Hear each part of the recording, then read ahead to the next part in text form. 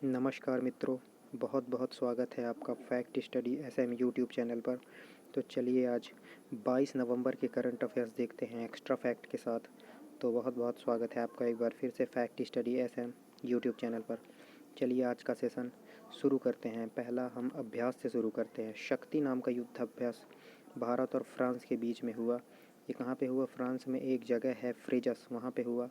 हवाई हवाई मतलब वायुसेना के साथ अभ्यास हुआ। गरुड़ अभ्यास पूछेगा किसके साथ होता है, तो भारत और फ्रांस के बीच ये हवाई युद्धाभ्यास है वायुसेना के साथ। गरुड़ पक्षी है जो हवा में उड़ता है, इससे आप अंदाज़ा लगा सकते हैं। वरुण जल के देवता हैं, तो जल के देवता वरुण, तो मतलब वरुण सैन्य अभ्यास ये नेवी का सैन्य अभ्यास होता है भारत और फ्रांस के बीच में। और एक डेजर्ट नाइट करके सैन्य अभ्यास होता है, ये भारत और फ्रांस के बीच में होता है। बट डेजर्ट वॉरियर इजिप्ट के साथ होता है, तो इसमें कोई कन्फ्यूज़न नहीं होनी चाहिए। देखिए, डेजर्ट नाइट ये भारत और फ्रांस के बीच में होता है, डेजर्ट वॉरियर इजिप्ट के साथ होता है, तो इसमें कोई कन्फ्यूज़न मत रखिएगा। अब यहाँ पर देखिए अगला, टेक्नेव्स @ 75, इसका उद्घाटन किसने किया? तो डॉक्टर जितेंद्र सिंह ने किया, है ना। विज्ञान और प्रौद्योगिकी मंत्री हैं, याद रखिएगा। 17 नवंबर को यूनेस्को ने कौन सी वर्षगांठ मनाई? अपनी 75वीं वर्षगांठ मनाई। अब यहाँ पर देखिए, सिटमैक्स मतलब सिंगापुर इंडिया थाईलैंड, तो ये इसमें कौन गया था? INS करमुक गया था, ठीक है, भारत की तरफ से। और अंडमान सागर में हुआ, अंडमान सागर में हुआ। अब अंडमान सागर की बात आई ही है तो मैं आपको बता देता हूँ। आपने शिवालिक, चलिए मैंने आपको 4 परतें बताई थी हिमालय की, ठीक है, ट्रांस हिमालय, वृहद हिमालय और लघु हिमालय और शिवालिक। तो जो ये शिवालिक है, इसका जो पाकिस्तान में हिस्सा घुसा हुआ है, पाकिस्तान में सुलेमान पहाड़ियाँ हैं, तो वो भी शिवालिक का पार्ट ही मानी जाती हैं। फिर वो इंडिया में आती हैं और यहाँ पे गायब हो जाती, कटी फटी सी हैं। फिर ये नॉर्थ ईस्ट में निकलती हैं और अराकाम योमा के रूप में ये शिवालिक का ही पार्ट माना जाता है, जो कि भारत और म्यांमार के बीच सीमा का विभाजन करती है। और म्यांमार और भारत के बीच की सीमा की रक्षा ITBP करती है, तो ये बात भी आप याद रखिएगा, ठीक है। ITBP करती है भारत और म्यांमार के बीच की सीमा की रक्षा। तो ये जो अराकाम योमा है, ये भी शिवालिक का भाग माना जाता है। और ये फिर पानी में डूबकर कुछ देर बाद अंडमान निकोबार के रूप में निकलता है बाहर, तो अंडमान निकोबार भी शिवालिक का ही हिस्सा माना जाता है। तो ये बात भी आप याद रख सकते हैं। एक बहुत ही महत्वपूर्ण किताब है लाल सलाम, जो कि नक्सलाइट अटैक के ऊपर लिखी गई है। स्मृति ईरानी जी ने लिखी है, मोस्ट इम्पॉर्टेंट किताब है ये, आप इसको मत भूलिएगा। लाल सलाम पुस्तक स्मृति ईरानी ने लिखी हुई है। लगातार 5वीं बार बेहतरीन प्रदर्शन करते हुए भारत का सबसे स्वच्छ शहर बन गया है इंदौर। दूसरे नंबर पर सूरत और तीसरे नंबर पर विजयवाड़ा है। मध्य प्रदेश के बारे में जान लीजिए। मध्य प्रदेश की वित्तीय राजधानी इंदौर को बोला जाता है। मध्य प्रदेश की राजधानी भोपाल है और भोपाल के CM हैं, मध्य प्रदेश के CM हैं कौन? शिवराज सिंह चौहान। और मध्य प्रदेश के गवर्नर हैं मंगू छगन भाई पटेल।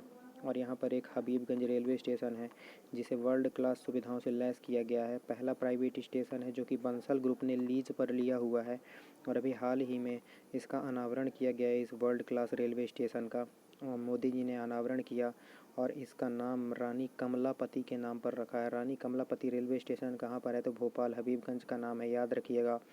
और रानी कमलापति भोपाल की अंतिम हिंदू शासिका थीं और गौड़ शासिका थीं, तो इतनी सारी चीज़ें याद रखिएगा। तो और मध्य प्रदेश में बांधवगढ़ नेशनल पार्क है, सतपुड़ा नेशनल पार्क है, ठीक है, और रातापानी टाइगर रिजर्व भी यहीं पर है।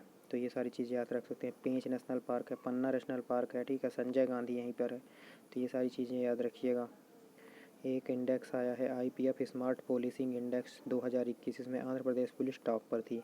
आंध्र प्रदेश की लेजिस्लेटिव कैपिटल देख लीजिए तो अमरावती है, एग्जीक्यूटिव कैपिटल विशाखापत्तनम और जुडिशियल कैपिटल कर्नूल है, ठीक है। जगन मोहन रेड्डी आंध्र प्रदेश के चीफ मिनिस्टर हैं और विश्वभूषण चंदन आंध्र प्रदेश के गवर्नर हैं। भाषाई आधार पर गठित होने वाला पहला राज्य आंध्र प्रदेश है। यहाँ के एक व्यक्ति को याद रख लीजिए, श्री रामुलु, ठीक है। ये आमरण अनशन पर बैठे थे, भाषाई अपना अलग स्टेट की मांग कर रहे थे और उनकी मृत्यु हो गई थी। इसी के बाद भाषाई आधार पर राज्य ये गठित हुआ था, ठीक है। काफ़ी दंगे भड़क गए थे, तो याद रखिएगा भाषाई आधार पर गठित पहला राज्य आंध्र प्रदेश है, ठीक है। फलों में टॉप पर है ये, फलों में टॉप पर है आंध्र प्रदेश, याद रखिएगा। और एक ऑनलाइन निष्ठा कार्यक्रम भी यहाँ पर चल रही थी। और सब्जियों में टॉप जो है, सब्जियों में टॉप वेस्ट बंगाल है, ये बात भी याद रखिएगा, ठीक है।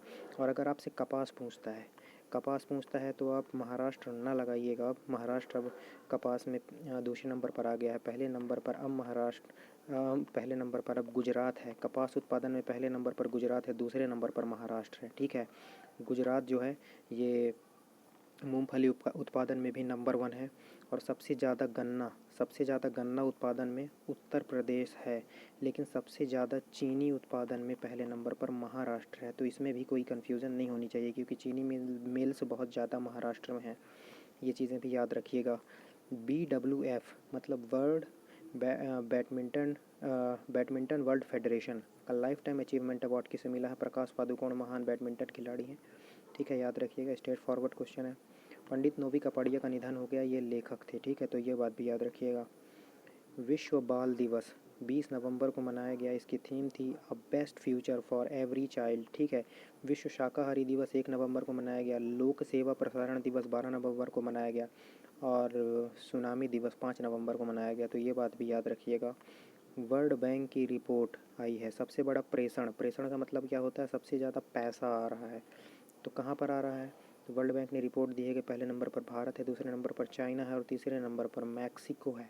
ये बात आप याद रखिएगा।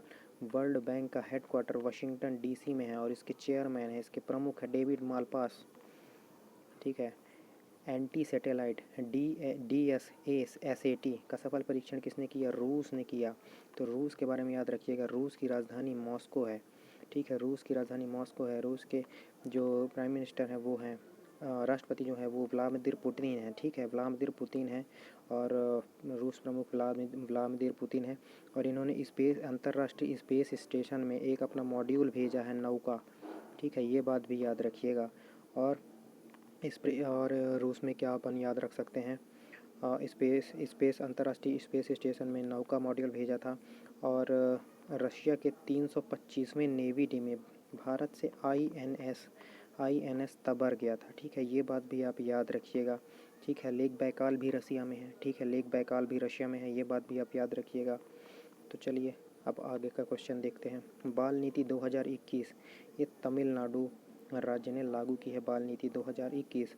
ये क्वेश्चन भी इम्पोर्टेंट है। भारत की पहली 3D शल्य चिकित्सा, ठीक है, का शुभारंभ कहाँ पर हुआ? तो चेन्नई में हुआ। ये बात भी आप याद रखेंगे। ठीक है, और अभी हमने तमिलनाडु के बारे में पढ़ा ना। तमिलनाडु के बारे में कुछ फैक्ट याद रख लीजिए। जो डोजेंग होती है, ठीक है, सी काऊ पार्क बना है यहाँ पर। ठीक है, सी काऊ के संरक्षण के लिए यहाँ पे रिजर्व बना हुआ, पार्क बना हुआ है। और यहाँ पे एशिया का सबसे बड़ा कैटल पार्क भी बना हुआ है। ये बात भी आप नहीं भूलेंगे। तमिलनाडु में एशिया का सबसे बड़ा कैटल पार्क भी यहाँ पर बना हुआ है। तो ये 2 चीज़ें बिल्कुल मत भूलिएगा तमिलनाडु के बारे में, बिल्कुल आने ही है। ठीक है, और एशियाई तीरंदाजी चैम्पियनशिप ये कहाँ पर आयोजित हुई? तो ये बात भी बिल्कुल मत भूलिएगा। बांग्लादेश की राजधानी ढाका में आयोजित हुई। भारत ने यहाँ पे 7 पदक जीते हैं। 1 गोल्ड, 4 सिल्वर और 2 ब्रॉन्ज। ठीक है, 1 सोना, 4 चांदी और 2 कांसा, ऐसे याद रख सकते हैं। ठीक है, शायद मैं करेक्ट हूँ। बस ये बात याद रखिएगा, 1 गोल्ड, 4 सिल्वर और 2 ब्रॉन्ज, टोटल मिलाकर यहाँ पर 7 पदक जीते हुए हैं भारत में। तो चलिए आज का सेशन यहीं पे समाप्त करते हैं। बहुत बहुत धन्यवाद आपका वीडियो को देखने के लिए। और मैं आपसे रिक्वेस्ट करता हूँ कि अगर आपको वीडियो का कंटेंट अच्छा लगा है तो आप वीडियो को लाइक ज़रूर करिए। और अगर आपको कंटेंट अच्छा लगा है तो सब्सक्राइब करिए हमारे चैनल को और अपने दोस्तों के साथ शेयर भी ज़रूर करिए, है ना। तो इससे अपने परिवार को बढ़ाने में आप सपोर्ट कर सकते हैं। आपका एक भी क्वेश्चन एग्ज़ाम से बाहर नहीं जाएगा, मैं आपको ये चीज़ की विश्वास गारंटी देता हूँ। स्टैटिक जीके के हम कोर्स बहुत ही जल्दी शुरू करने वाले हैं। ठीक है, अच्छा रिस्पांस अभी नहीं आया है अभी तक चैनल में, इसलिए स्टैटिक जीके का कोर्स मैं अभी नहीं ला पा रहा हूँ। ठीक है, रिस्पांस थोड़ा सा अच्छा आ जाता तो मैं स्टैटिक जीके का कोर्स भी पूरा करूँगा, इसका मैं आपसे वादा करता हूँ। तो बहुत बहुत धन्यवाद आपका वीडियो पूरा देखने के लिए। बहुत बहुत धन्यवाद। चलिए आपका दिन शुभ हो। जय हिंद, जय भारत।